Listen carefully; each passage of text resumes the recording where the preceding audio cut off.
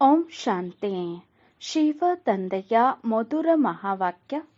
ಮುರುಳಿಯ ದಿನಾಂಕ 15/2/2024. ಪ್ರಾತಃ ಮುರುಳಿ ಬಾಪ್ದಾದ ಮಧುಬನ. ಮಧುರ ಮಕ್ಕಳೇ, ತಂದೆಯು ಮುಳ್ಳುಗಳನ್ನು ಹೂಗಳನ್ನಾಗಿ ಮಾಡಲು ಬಂದಿದ್ದಾರೆ. ತಂದೆಯ ಪ್ರೀತಿಯು ಮುಳ್ಳುಗಳೊಂದಿಗೂ ಇದೆ ಮತ್ತು ಹೂಗಳೊಂದಿಗೂ ಇದೆ. ಮುಳ್ಳುಗಳನ್ನೇ ಹೂಗಳನ್ನಾಗಿ ಮಾಡುವ ಪರಿಶ್ರಮ ಪಡುತ್ತಾರೆ. ಮಧುರ ಮಕ್ಕಳೇ, ತಂದೆಯು ಮುಳ್ಳುಗಳನ್ನು ಹೂಗಳನ್ನಾಗಿ ಮಾಡಲು ಬಂದಿದ್ದಾರೆ. ತಂದೆಯ ಪ್ರೀತಿಯು ಮುಳ್ಳುಗಳೊಂದಿಗೂ ಇದೆ ಮತ್ತು ಹೂಗಳೊಂದಿಗೂ ಇದೆ. ಮುಳ್ಳುಗಳನ್ನೇ ಹೂಗಳನ್ನಾಗಿ ಮಾಡುವ ಪರಿಶ್ರಮ ಪಡುತ್ತಾರೆ. ಪ್ರಶ್ನೆ: ಯಾವ ಮಕ್ಕಳಲ್ಲಿ ಜ್ಞಾನದ ಧಾರಣೆಯಾಗಿರುವುದೋ ಅವರ ಚಿಹ್ನೆಗಳನ್ನು ತಿಳಿಸಿ. ಯಾವ ಮಕ್ಕಳಲ್ಲಿ ಜ್ಞಾನದ ಧಾರಣೆಯಾಗಿರುವುದು ಅವರ ಚಿಹ್ನೆಗಳನ್ನು ತಿಳಿಸಿ. ಉತ್ತರ: ಜ್ಞಾನದ ಧಾರಣೆಯಾಗಿರುವವರು ಚಮತ್ಕಾರ ಮಾಡಿ ತೋರಿಸುತ್ತಾರೆ. ತಮ್ಮ ಮತ್ತು ಅನ್ಯರ ಕಲ್ಯಾಣ ಮಾಡದ ವಿನಃ ಇರಲು ಸಾಧ್ಯವಿಲ್ಲ. ಬಾಣವು ನಾಟಿತು ಎಂದರೆ ನಷ್ಟಮೋಹಿಗಳಾಗಿ ಆತ್ಮಿಕ ಸೇವೆಯಲ್ಲಿ ತೊಡಗಿಬಿಡುತ್ತಾರೆ. ಅವರ ಸ್ಥಿತಿಯು ಏಕರಸ ಅಚಲ ಅಡೋಲವಾಗಿರುತ್ತದೆ ಎಂದು ತಿಳುವಳಿಕೆಹೀನವಾಗಿ ಕಾರ್ಯವನ್ನು ಮಾಡುವುದಿಲ್ಲ. ಯಾರಿಗೂ ದುಃಖ ಕೊಡುವುದಿಲ್ಲ. ಅವಗುಣರೂಪಿ ಮುಳ್ಳುಗಳನ್ನು ತೆಗೆಯುತ್ತಾ ಹೋಗುತ್ತಾರೆ. ಓಂ ಶಾಂತಿ. ಇದಂತೂ ಮಕ್ಕಳಿಗೆ ತಿಳಿದಿದೆ. ತಂದೆಯು ದೊಡ್ಡ ಗಡಿಯಾರ ಆಗಿದ್ದಾರೆ. ಸಂಪೂರ್ಣ ನಿಶ್ಚಿತ ಸಮಯದಲ್ಲಿ ಮುಳ್ಳುಗಳನ್ನು ಹೂಗಳನ್ನಾಗಿ ಮಾಡಲು ಬರುತ್ತಾರೆ. ಒಂದು ಕ್ಷಣವೂ ಹೆಚ್ಚು ಕಡಿಮೆ ಆಗುವುದಿಲ್ಲ. ಸ್ವಲ್ಪವೂ ವ್ಯತ್ಯಾಸವಾಗುವುದಿಲ್ಲ. ಇದು ಸಹ ಮಧುರಾತಿ ಮಧುರ ಮಕ್ಕಳು ತಿಳಿದುಕೊಂಡಿದ್ದೀರಿ. ಈ ಸಮಯವು ಕಲಿಯುಗಿ ಮುಳ್ಳಿನ ಕಾಡಾಗಿದೆ. ಆದ್ದರಿಂದ ನಾವು ಹೂಗಳಾಗುವಂತಹವರಿಗೆ ನಾವು ಹೂಗಳಾಗುತ್ತೇವೆ ಎಂದು ಭಾಸನೆ ಆಗಬೇಕು. ಮೊದಲು ನಾವೆಲ್ಲ ಮುಳ್ಳುಗಳಾಗಿದ್ದೆವು. ಕೆಲವರು ಚಿಕ್ಕ ಮುಳ್ಳುಗಳು, ಕೆಲವರು ದೊಡ್ಡ ಮುಳ್ಳುಗಳಾಗಿದ್ದರು. ಕೆಲವರು ಬಹಳ ದುಃಖವನ್ನು ಕೊಡುತ್ತಾರೆ, ಕೆಲವರು ಕಡಿಮೆ. ಈಗ ತಂದೆಯ ಪ್ರೀತಿಯಂತೂ ಎಲ್ಲರೊಂದಿಗೂ ಇದೆ. ಮುಳ್ಳುಗಳೊಂದಿಗೂ ಪ್ರೀತಿ, ಹೂಗಳೊಂದಿಗೂ ಪ್ರೀತಿ ಎಂದು ಗಾಯನವಿದೆ. ಮೊದಲು ಯಾರೊಂದಿಗೆ ಪ್ರೀತಿ ಇದೆ? ಅವಶ್ಯಕವಾಗಿ ಮುಳ್ಳುಗಳೊಂದಿಗೆ ಪ್ರೀತಿ. ಇಷ್ಟು ಪ್ರೀತಿ ಇದೆ. ಆದ್ದರಿಂದಲೇ ಶ್ರಮ ಪಟ್ಟು ಅವರನ್ನು ಮುಳ್ಳುಗಳಿಂದ ಹೂಗಳನ್ನಾಗಿ ಮಾಡುತ್ತಾರೆ. ಅಂದಾಗ ಅವರು ಬರುವುದೇ ಮುಳ್ಳುಗಳ ಪ್ರಪಂಚದಲ್ಲಿ. ಇದರಲ್ಲಿ ಸರ್ವವ್ಯಾಪಿಯ ಮಾತು ಬರಲು ಸಾಧ್ಯವಿಲ್ಲ. ಒಬ್ಬರದೇ ಮಹಿಮೆ ಆಗುತ್ತದೆ, ಆತ್ಮದ ಮಹಿಮೆ ಆಗುತ್ತದೆ. ಆತ್ಮವು ಶರೀರವನ್ನು ಧಾರಣೆ ಮಾಡಿ ಪಾತ್ರವನ್ನು ಅಭಿನಯಿಸುತ್ತದೆ. ಆಗ ಅದಕ್ಕೆ ಮಹಿಮೆ ಆಗುತ್ತದೆ. ಆತ್ಮವೇ ಶ್ರೇಷ್ಠಾಚಾರಿ ಆಗುತ್ತದೆ. ಭ್ರಷ್ಟಾಚಾರಿಯು ಆತ್ಮವೇ ಆಗುತ್ತದೆ. ಆತ್ಮವು ಶರೀರ ಧಾರಣೆ ಮಾಡಿ ಎಂತೆಂತಹ ಕರ್ಮವನ್ನು ಮಾಡುತ್ತದೆ. ಅದರ ಅನುಸಾರವಾಗಿ ಇವರು ಕುಕರ್ಮಿ, ಇವರು ಸುಕರ್ಮಿ ಆಗಿದ್ದಾರೆ ಎಂದು ಹೇಳಲಾಗುತ್ತದೆ. ಆತ್ಮವೇ ಒಳ್ಳೆಯ ಹಾಗೂ ಕೆಟ್ಟ ಕರ್ಮವನ್ನು ಮಾಡುತ್ತದೆ. ಸತ್ಯಯುಗಿ ದೈವಿ ಹೂವಾಗಿದ್ದೀರಾ ಅಥವಾ ಕಲಿಯುಗಿ ಆಸುರಿ ಮುಳ್ಳುಗಳಾಗಿದ್ದೀರಾ ಎಂದು ಈಗ ತಮ್ಮೊಂದಿಗೆ ಕೇಳಿಕೊಳ್ಳಿ. ಸತ್ಯಯುಗ ಎಲ್ಲಿ? ಕಲಿಯುಗ ಎಲ್ಲಿ? ದೇವತೆಗಳೆಲ್ಲಿ? ಅಸುರರೆಲ್ಲಿ? ಬಹಳ ಅಂತರವಿದೆ. ಯಾರು ಮುಳ್ಳುಗಳಾಗಿರುತ್ತಾರೆಯೋ ಅವರು ತಮ್ಮನ್ನು ಹೂಗಳು ಎಂದು ಹೇಳಿಕೊಳ್ಳಲು ಸಾಧ್ಯವಿಲ್ಲ. ಹೂಗಳು ಸತ್ಯಯುಗದಲ್ಲಿ ಇರುತ್ತಾರೆ, ಕಲಿಯುಗದಲ್ಲಿ ಇರುವುದಿಲ್ಲ.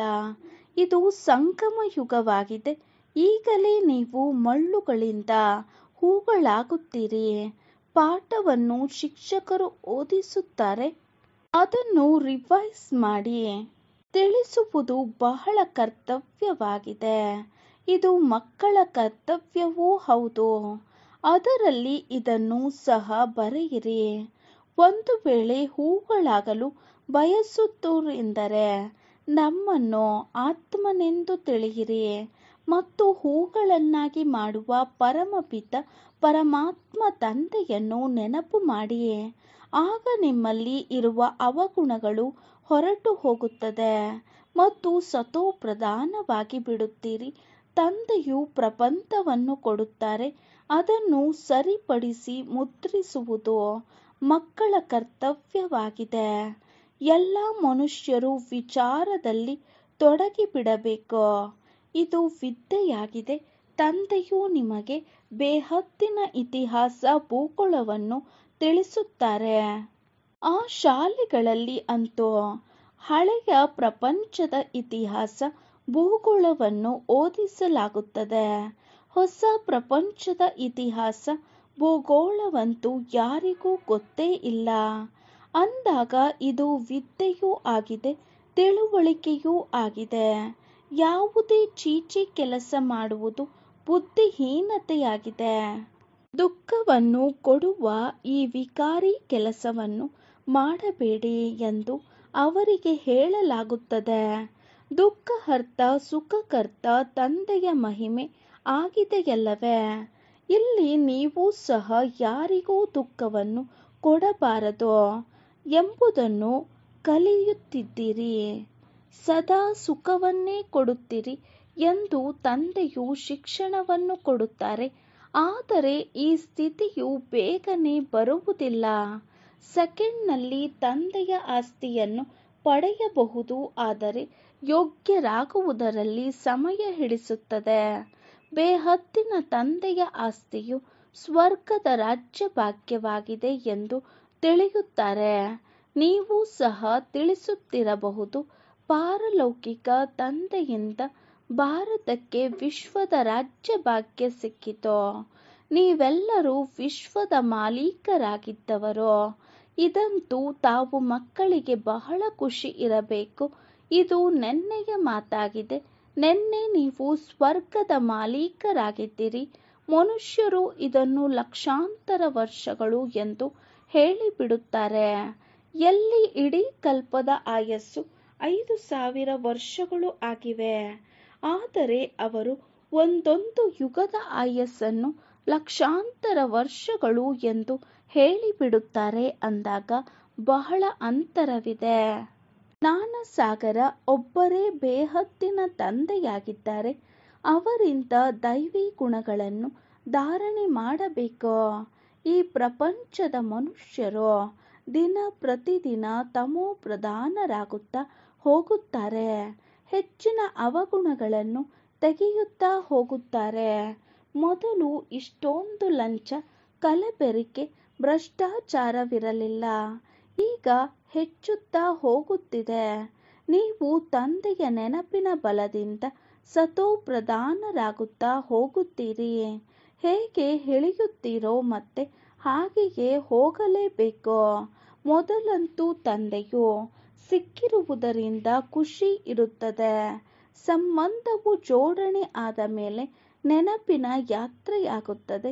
ಯಾರು ಹೆಚ್ಚಿನ ಭಕ್ತಿ ಮಾಡಿರುವವರೋ ಅವರದು ಅಷ್ಟು ಹೆಚ್ಚಿನ ನೆನಪಿನ ಯಾತ್ರೆ ಆಗುವುದು. ಬಾಬಾ ನೆನಪೇ ನಿಲ್ಲುವುದಿಲ್ಲವೆಂದು ಅನೇಕ ಮಕ್ಕಳು ಹೇಳುತ್ತಿರುತ್ತಾರೆ. ಭಕ್ತಿಯಲ್ಲಿಯೂ ಈ ರೀತಿಯೇ ಆಗುತ್ತದೆ. ಕಥೆಯನ್ನು ಕೇಳಲು ಕುಳಿತುಕೊಂಡರೆ ಬುದ್ಧಿಯು ಆ ಕಡೆ ಈ ಕಡೆ ಓಡುತ್ತದೆ.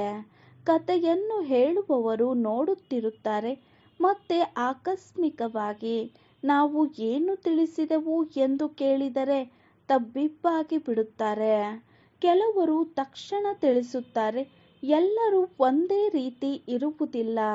ಭಲೆ ಇಲ್ಲೇ ಕುಳಿತಿದ್ದಾರೆ, ಆದರೆ ಧಾರಣೆ ಏನೂ ಇಲ್ಲ. ಒಂದು ವೇಳೆ ಧಾರಣೆ ಆಗಿದ್ದರೆ ಚಮತ್ಕಾರ ಮಾಡಿ ತೋರಿಸುತ್ತಾರೆ.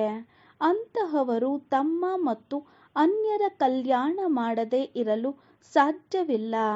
ಭಲೆ ಯಾರಿಗಾದರೂ ಮನೆಯಲ್ಲಿ ಬಹಳ ಸುಖವಿದೆ, ಮಹಲ್ಗಳು ಇವೆ, ವಾಹನ ಮೊದಲಾದವುಗಳು ಇರುತ್ತವೆ.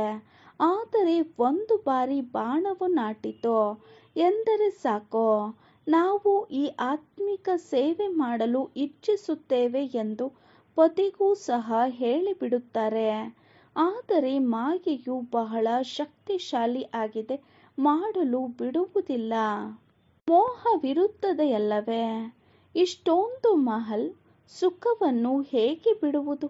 ಅರೆ, ಮೊದಲು ಯಾರೆಲ್ಲ ಓಡಿ ಬಂದರೋ ಅವರು ದೊಡ್ಡ ದೊಡ್ಡ ಲಕ್ಷಾಧಿಪತಿ ಕೋಟ್ಯಾಧಿಪತಿಯ ಮನೆಯವರಾಗಿದ್ದರೋ, ಎಲ್ಲವನ್ನೂ ಬಿಟ್ಟು ಹೊರಟು ಬಂದರೋ.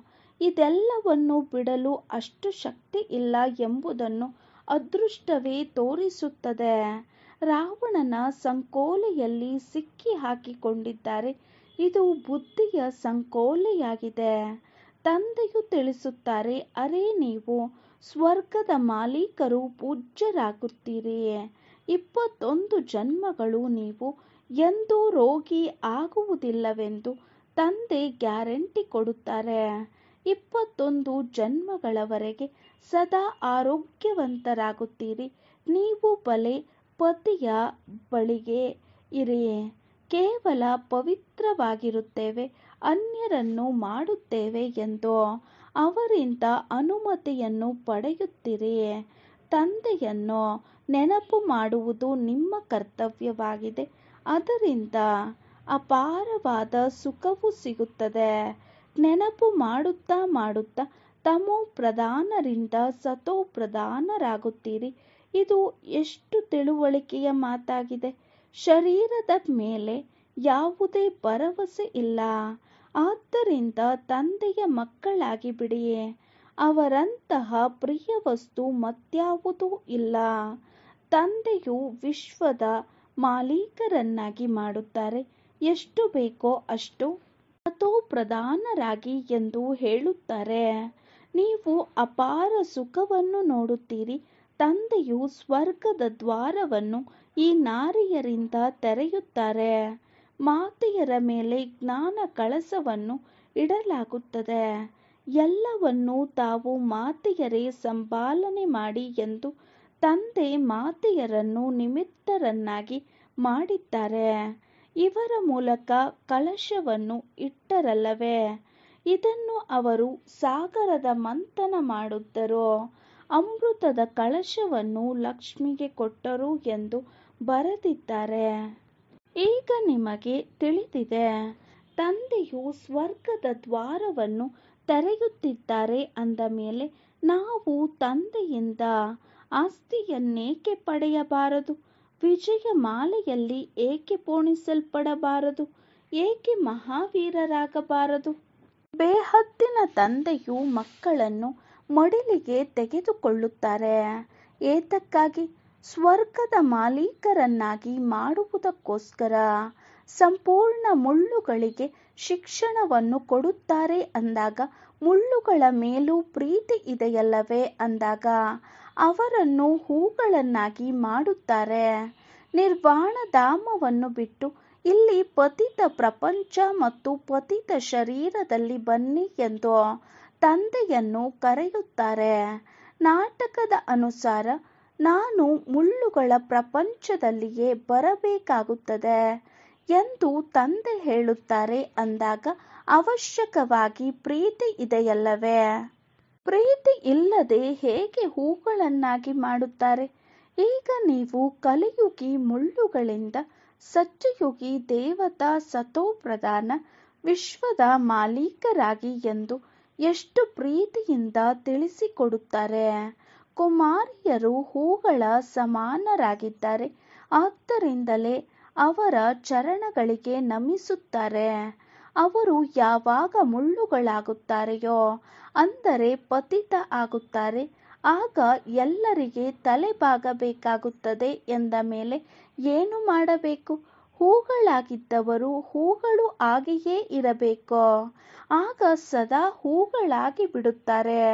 ಕುಮಾರಿಯಂತೂ ನಿರ್ವಿಕಾರಿಯಾಗಿರುತ್ತಾರಲ್ಲವೇ? ಬಲೆ ಜನ್ಮವನ್ನು ವಿಕಾರದಿಂದ ತೆಗೆದುಕೊಂಡಿರಬಹುದು. ಹೇಗೆ ಸನ್ಯಾಸಿಗಳು ವಿಕಾರದಿಂದ ಜನ್ಮ ಪಡೆಯುತ್ತಾರಲ್ಲವೇ? ವಿವಾಹ ಆದ ಮೇಲೆ ಮನೆ ಮಠಕ್ಕೆ ವಿದಾಯಿ ಕೊಡುತ್ತಾರೆ. ಮತ್ತೆ ಅವರನ್ನು ಮಹಾತ್ಮರೆಂದು ಹೇಳುತ್ತಾರೆ. ಆ ಸತ್ಯಯುಗದ ಮಹಾನ್ ಆತ್ಮ ವಿಶ್ವದ ಮಾಲೀಕರೆಲ್ಲಿ, ಈ ಕಲಿಯುಗದವರೆಲ್ಲಿ? ಆದ್ದರಿಂದ ತಂದೆಯು ಹೇಳಿದರು, ಪ್ರಶ್ನೆಗಳನ್ನು ಬರೆಯಿರಿ. ಕಲಿಯುಗಿ ಮುಳ್ಳುಗಳಾಗಿದ್ದೀರಾ ಅಥವಾ ಸತ್ಯಯುಗಿ ಹೂಗಳಾಗಿದ್ದೀರಾ? ಭ್ರಷ್ಟಾಚಾರಿಗಳಾಗಿದ್ದೀರಾ ಅಥವಾ ಶ್ರೇಷ್ಠಾಚಾರಿಗಳಾಗಿದ್ದೀರಾ? ಇದು ಭ್ರಷ್ಟಾಚಾರಿ ಪ್ರಪಂಚವಾಗಿದೆ. ಈಗ ರಾವಣ ರಾಜ್ಯವಿದೆ. ಇದಕ್ಕೆ ಆಸುರಿ ರಾಜ್ಯ, ರಾಕ್ಷಸರ ರಾಜ್ಯವೆಂದು ಹೇಳುತ್ತಾರೆ. ಆದರೆ ತಮ್ಮನ್ನು ಹಾಗೆ ಯಾರೂ ತಿಳಿಯುವುದಿಲ್ಲ. ಈಗ ತಾವು ಮಕ್ಕಳು ಯುಕ್ತಿಯಿಂದ ಪ್ರಶ್ನೆಗಳನ್ನು ಕೇಳಿದಾಗ ಅವರು ತಾವಾಗಿಯೇ ಅವಶ್ಯಕವಾಗಿ ನಾವು ಕಾಮಿ, ಕ್ರೋಧಿ, ಲೋಭಿಯಾಗಿದ್ದೇವೆ ಎಂಬುದನ್ನು ತಿಳಿಯುತ್ತಾರೆ. ಪ್ರದರ್ಶನೆಯಲ್ಲಿಯೂ ಸಹ ಈ ರೀತಿ ಬರೆಯಿರಿ. ಆಗ ಅವರಿಗೆ ನಾನಂತೂ ಕಲಿಯುಗಿ ಮುಳ್ಳುಗಳಾಗಿದ್ದೇನೆ ಎಂದು ಭಾಸವಾಗಬೇಕು. ಈಗ ನೀವು ಹೂಗಳಾಗುತ್ತಿದ್ದೀರಿ. ತಂದೆಯಂತೂ ಸದಾ ಹೂವಾಗಿದ್ದಾರೆ. ಅವರೆಂದೂ ಮುಳ್ಳುಗಳು ಆಗುವುದಿಲ್ಲ. ಉಳಿದವರೆಲ್ಲರೂ ಮುಳ್ಳುಗಳಾಗುತ್ತಾರೆ. ತಂದೆಯು ಹೂವು ಹೇಳುತ್ತಾರೆ, ನಿಮ್ಮನ್ನೂ ಸಹ ಮುಳ್ಳುಗಳಿಂದ ಹೂವನ್ನಾಗಿ ಮಾಡುತ್ತೇನೆ. ನೀವು ನನ್ನನ್ನು ನೆನಪು ಮಾಡಿ. ಮಾಯೆಯು ಎಷ್ಟೊಂದು ಪ್ರಬಲವಾಗಿದೆ. ಅಂದ ಮೇಲೆ ನೀವು ಮಾಯೆಯವರಾಗಬೇಕೇನೋ? ತಂದೆಯು ತಮ್ಮನ್ನು ತನ್ನ ಕಡೆ ಎಳೆಯುತ್ತಾರೆ. ಮಾಯೆಯು ತನ್ನ ಕಡೆ ಎಳೆಯುತ್ತದೆ. ಇದು ಹಳೆಯ ಪಾದರಕ್ಷೆಯಾಗಿದೆ. ಆತ್ಮಕ್ಕೆ ಮೊದಲು ಹೊಸ ಪಾದರಕ್ಷೆ ಸಿಗುತ್ತದೆ, ಮತ್ತೆ ಹಳೆಯದಾಗುತ್ತದೆ. ಈ ಸಮಯದಲ್ಲಿ ಎಲ್ಲ ಪಾದರಕ್ಷೆಗಳು ತಮೋ ಪ್ರಧಾನವಾಗಿದೆ. ನಾನು ನಿಮ್ಮನ್ನು ರೇಷ್ಮೆಯ ಸಮಾನ ಮಾಡಿಬಿಡುತ್ತೇನೆ. ಸತ್ಯಯುಗದಲ್ಲಿ ಆತ್ಮವು ಪವಿತ್ರವಾಗಿರುವ ಕಾರಣ ಶರೀರವೂ ಸಹ ರೇಷ್ಮೆಯ ಸಮಾನವಾಗುತ್ತದೆ. ಯಾವುದೇ ಲೋಪದೋಷಗಳಿರುವುದಿಲ್ಲ. ಆದರೆ ಇಲ್ಲಂತೂ ಬಹಳ ಲೋಪದೋಷಗಳಿವೆ. ಅಲ್ಲಿನ ಮುಖ ಲಕ್ಷಣಗಳನ್ನು ನೋಡಿ, ಎಷ್ಟು ಸುಂದರವಾಗಿದೆ. ಅಲ್ಲಿನ ಲಕ್ಷಣಗಳನ್ನು ಇಲ್ಲಿ ಯಾರೂ ಸಹ ಬರೆಯಲು ಸಾಧ್ಯವಿಲ್ಲ. ಈಗ ತಂದೆಯು ಹೇಳುತ್ತಾರೆ, ನಾನು ಎಷ್ಟು ಶ್ರೇಷ್ಠರನ್ನಾಗಿ ಮಾಡುತ್ತೇನೆ. ಗೃಹಸ್ಥದಲ್ಲಿ ಕಮಲದ ಸಮಾನ ಪವಿತ್ರರಾಗಿ ಮತ್ತು ಜನ್ಮ ಜನ್ಮಾಂತರದಿಂದ ಏರಿರುವ ತುಕ್ಕನ್ನು ತೆಗೆಯುವುದಕ್ಕಾಗಿ ಯೋಗಾಗ್ನಿ ಇದೆ. ಇದರಲ್ಲಿ ಎಲ್ಲ ಪಾಪವು ಭಸ್ಮವಾಗಿ ಬಿಡುತ್ತದೆ. ನೀವು ಪಕ್ಕಾ ಚಿನ್ನವಾಗಿ ಬಿಡುತ್ತೀರಿ. ತುಕ್ಕನ್ನು ತೆಗೆಯಲು ಬಹಳ ಒಳ್ಳೆಯ ಯುಕ್ತಿಗಳನ್ನು ತಿಳಿಸುತ್ತಾರೆ. ನನ್ನೊಬ್ಬನನ್ನೇ ನೆನಪು ಮಾಡಿ. ನಿಮ್ಮ ಬುದ್ಧಿಯಲ್ಲಿ ಈ ಜ್ಞಾನವಿದೆ. ಆತ್ಮವು ಸೂಕ್ಷ್ಮವಾಗಿದೆ, ದೊಡ್ಡ ಗಾತ್ರದಲ್ಲಿದೆ. ಇವರಲ್ಲಿ ಪ್ರವೇಶ ಮಾಡಲು ಸಾಧ್ಯವಿಲ್ಲ. ಹೇಗೆ ಮಾಡಲಾಗುತ್ತದೆ? ಆತ್ಮವನ್ನು ನೋಡಲು ವೈದ್ಯರು ಎಷ್ಟೊಂದು ತಲೆ ಕೆಡಿಸಿಕೊಳ್ಳುತ್ತಾರೆ. ಆದರೆ ಕಾಣಿಸುವುದಿಲ್ಲ. ಸಾಕ್ಷಾತ್ಕಾರವಾಗುತ್ತದೆ. ಆದರೆ ಸಾಕ್ಷಾತ್ಕಾರದಿಂದ ಯಾವುದೇ ಲಾಭವಿಲ್ಲ. ತಿಳಿಯಿರಿ, ನಿಮಗೆ ವೈಕುಂಠದ ಸಾಕ್ಷಾತ್ಕಾರವೇ ಆಯಿತು. ಇದರಿಂದ ಲಾಭವೇನು? ಯಾವಾಗ ಹಳೆಯ ಪ್ರಪಂಚವು ಸಮಾಪ್ತಿಯಾಗುತ್ತದೆಯೋ ಆಗ ವೈಕುಂಠವಾಸಿಗಳಾಗುತ್ತೀರಿ. ಇದಕ್ಕಾಗಿ ನೀವು ಯೋಗದ ಅಭ್ಯಾಸ ಮಾಡಿ. ಅಂದ ಮೇಲೆ ತಂದೆಯು ತಿಳಿಸುತ್ತಾರೆ, ಮಕ್ಕಳೇ, ಮೊದಲು ಮುಳ್ಳುಗಳೊಂದಿಗೆ ಪ್ರೀತಿ ಇರುತ್ತದೆ. ಎಲ್ಲರಿಗಿಂತ ಹೆಚ್ಚಿನ ಪ್ರೀತಿಯ ಸಾಗರ ತಂದೆಯಾಗಿದ್ದಾರೆ. ತಾವು ಮಕ್ಕಳೂ ಸಹ ಮಧುರರಾಗುತ್ತಾ ಹೋಗುತ್ತೀರಿ. ತಂದೆಯು ತಿಳಿಸುತ್ತಾರೆ, ತಮ್ಮನ್ನು ಆತ್ಮನೆಂದು ತಿಳಿದು ಸಹೋದರರನ್ನು ನೋಡಿ. ಆಗ ಕೆಟ್ಟ ದೃಷ್ಟಿಯು ಹೊರಟು ಹೋಗುತ್ತದೆ. ಸಹೋದರಿ ಸಂಬಂಧದಲ್ಲೂ ದೃಷ್ಟಿ ಚಂಚಲವಾಗುತ್ತದೆ. ಆದ್ದರಿಂದ ಸಹೋದರರಾಗಿ ನೋಡಿ. ಅಲ್ಲಂತೂ ಶರೀರದ ಪರವೇ ಇರಲು ಅಥವಾ ಮೋಹ ಉಂಟಾಗಲು ಶರೀರವೇ ಇರುವುದಿಲ್ಲ. ತಂದೆಯು ಆತ್ಮಗಳಿಗೆ ಓದಿಸುತ್ತಾರೆ. ಅಂದ ಮೇಲೆ ತಾವೂ ಸಹ ತಮ್ಮನ್ನು ಆತ್ಮನೆಂದು ತಿಳಿಯಿರಿ. ಈ ಶರೀರವು ವಿನಾಶಿಯಾಗಿದೆ. ಇದರೊಂದಿಗೆ ಮನಸ್ಸನ್ನು ಏನಿಡುವುದು? ಸತ್ಯಯುಗದಲ್ಲಿ ಇದರೊಂದಿಗೆ ಪ್ರೀತಿ ಇರುವುದಿಲ್ಲ. ಮೋಹಜೀತ ರಾಜನ ಕಥೆಯನ್ನು ಕೇಳಿದ್ದೀರಲ್ಲವೇ? ಕೇಳಿದರೂ ಆತ್ಮವು ಒಂದು ಶರೀರವನ್ನು ಬಿಟ್ಟು ಇನ್ನೊಂದು ಶರೀರವನ್ನು ತೆಗೆದುಕೊಳ್ಳುವುದು. ಪಾತ್ರವು ಸಿಕ್ಕಿದೆ ಅಂದ ಮೇಲೆ ಮೋಹವನ್ನು ಏಕೆ ಇಟ್ಟುಕೊಳ್ಳಬೇಕು? ಆದ್ದರಿಂದ ತಂದೆಯೂ ಹೇಳುತ್ತಾರೆ, ಮಕ್ಕಳೇ ಎಚ್ಚರಿಕೆಯಿಂದಿರಿ. ತಾಯಿ ಸತ್ತರೂ ಹೆಂಡತಿ ಸತ್ತರೂ ಸಹ ಹಲ್ವಾ ತಿನ್ನಿ. ಯಾರೇ ಸತ್ತರೂ ಅಳುವುದಿಲ್ಲವೆಂದು ಪ್ರತಿಜ್ಞೆ ಮಾಡಿ ನೀವು ನಿಮ್ಮ ತಂದೆಯನ್ನು ನೆನಪು ಮಾಡಿ ಸತೋಪ್ರಧಾನರಾಗಿ. ಸತೋಪ್ರಧಾನರಾಗಲು ಮತ್ಯಾವುದೇ ಮಾರ್ಗವಿಲ್ಲ. ಪುರುಷಾರ್ಥದಿಂದಲೇ ವಿಜಯಮಾಲೆಯ ಮಣಿಗಳಾಗುತ್ತೀರಿ. ಪುರುಷಾರ್ಥದಿಂದ ಏನು ಬೇಕೋ ಅದಾಗಬಹುದು. ತಂದೆಯು ತಿಳಿಸುತ್ತಾರೆ, ಕಲ್ಪದ ಹಿಂದೆ ಯಾರೆಷ್ಟು ಪುರುಷಾರ್ಥ ಮಾಡಿದ್ದಾರೆಯೋ ಅಷ್ಟೇ ಮಾಡುತ್ತಾರೆ. ತಂದೆಯು ಬಡವರ ಬಂಧುವಾಗಿದ್ದಾರೆ. ದಾನವನ್ನು ಬಡವರಿಗೆ ಕೊಡಲಾಗುತ್ತದೆ. ತಂದೆಯು ಸ್ವಯಂ ಹೇಳುತ್ತಾರೆ, ನಾನು ಸಹ ಸಾಧಾರಣ ಶರೀರದಲ್ಲಿ ಬರುತ್ತೇನೆ. ಬಡವರೂ ಅಲ್ಲ, ಸಾಹುಕಾರರೂ ಅಲ್ಲ. ತಾವು ಮಕ್ಕಳೇ ತಂದೆಯನ್ನು ಅರಿತಿದ್ದೀರಿ. ಬಾಕಿ ಇಡೀ ಪ್ರಪಂಚದವರಂತೂ ಸರ್ವವ್ಯಾಪಿ ಎಂದು ಹೇಳುತ್ತಾರೆ. ತಂದೆಯು ಇಂತಹ ಧರ್ಮ ಸ್ಥಾಪನೆ ಮಾಡುತ್ತಾರೆ. ಅಲ್ಲಿ ದುಃಖದ ಹೆಸರೇ ಇರುವುದಿಲ್ಲ. ಭಕ್ತಿ ಮಾರ್ಗದಲ್ಲಿ ಮನುಷ್ಯರು ಆಶೀರ್ವಾದವನ್ನು ಬೇಡುತ್ತಾರೆ. ಇಲ್ಲಂತೂ ಕೃಪೆಯ ಮಾತಿಲ್ಲ. ಯಾರಿಗೆ ತಲೆಬಾಗುತ್ತೀರಿ? ತಂದೆಯು ಬಿಂದುವಾಗಿದ್ದಾರಲ್ಲವೇ? ದೊಡ್ಡ ವಾರಸುದಾರರಾಗಿದ್ದರೆ ತಲೆಬಾಗಿ ನಮಸ್ಕರಿಸಬಹುದಾಗಿತ್ತು. ಚಿಕ್ಕ ವಸ್ತುವಿಗೆ ತಲೆ ಬಾಗಿಸಲು ಸಾಧ್ಯವಿಲ್ಲ. ಯಾರಿಗೆ ಕೈ ಜೋಡಿಸುತ್ತೀರಿ? ಈ ಭಕ್ತಿ ಮಾರ್ಗದ ಲಕ್ಷಣಗಳೆಲ್ಲವೂ ಮರೆಯಾಗಿ ಬಿಡುತ್ತವೆ. ಕೈ ಜೋಡಿಸುವುದು ಭಕ್ತಿ ಮಾರ್ಗವಾಗಿ ಬಿಡುತ್ತದೆ. ಸಹೋದರ ಸಹೋದರಿಯರಾಗುತ್ತಾರೆಂದರೆ ಮನೆಯಲ್ಲಿ ಕೈ ಜೋಡಿಸುತ್ತಾರೆಯೇ? ಮಕ್ಕಳನ್ನು ಬೇಡುವುದೇ ತಮ್ಮ ವಾರಸುದಾರರನ್ನಾಗಿ ಮಾಡಿಕೊಳ್ಳುವುದಕ್ಕಾಗಿ. ಮಕ್ಕಳು ಮಾಲೀಕರಾದರಲ್ಲವೇ? ಆದ್ದರಿಂದ ತಂದೆಯು ಮಕ್ಕಳಿಗೆ ನಮಸ್ತೆ ಮಾಡುತ್ತಾರೆ. ತಂದೆಯಂತೂ ಮಕ್ಕಳ ಸೇವಕರಾಗಿದ್ದಾರೆ. ಒಳ್ಳೆಯದು. ಮಧುರಾತಿ ಮಧುರ ಅಗಲಿ ಹೋಗಿ ಮರಳಿ ಸಿಕ್ಕಿರುವಂತಹ ಮಕ್ಕಳಿಗೆ ಪ್ರೀತಿಯ ಮಾತಾಪಿತಾ ಬಾಪ್ದಾದಾರವರ ನೆನಪು, ಪ್ರೀತಿ ಹಾಗೂ ಸುಪ್ರಭಾತ. ಆತ್ಮೀಯ ಮಕ್ಕಳಿಗೆ ಆತ್ಮೀಯ ತಂದೆಯ ನಮಸ್ತೆ. ನಾವು ಆತ್ಮೀಯ ಮಕ್ಕಳ ಆತ್ಮೀಯ ತಂದೆಗೆ ನಮಸ್ತೆ ನಮಸ್ತೆ ನಮಸ್ತೆ. ಧಾರಣೆಗಾಗಿ ಮುಖ್ಯ ಸಾರ. ಫಸ್ಟ್ ಪಾಯಿಂಟ್, ವಿನಾಶಿ ಶರೀರದೊಂದಿಗೆ ಮನಸ್ಸನ್ನು ಇಡಬಾರದು. ಮೋಹಜೀತರಾಗಬೇಕಾಗಿದೆ. ಪ್ರತಿಜ್ಞೆ ಮಾಡಿ, ಯಾರೇ ಶರೀರ ಬಿಡಲಿ ನಾವು ಎಂದೂ ಅಳುವುದಿಲ್ಲ. ಸೆಕೆಂಡ್ ಪಾಯಿಂಟ್, ತಂದೆಯ ಸಮಾನ ಮಧುರರಾಗಬೇಕಾಗಿದೆ.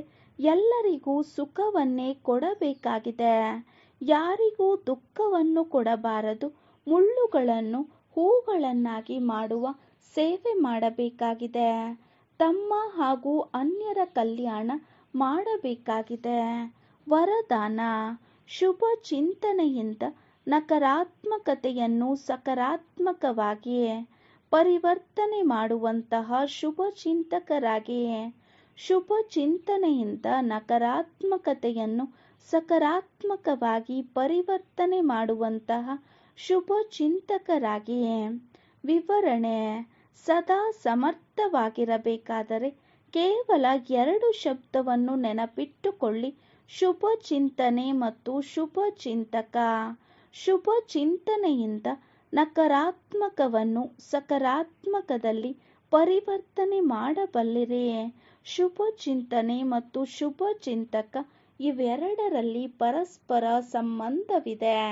ಒಂದು ವೇಳೆ ಶುಭ ಚಿಂತನೆ ಇಲ್ಲದೆ ಹೋದರೆ ಶುಭ ಚಿಂತಕರಾಗಲು ಸಾಧ್ಯವಿಲ್ಲ.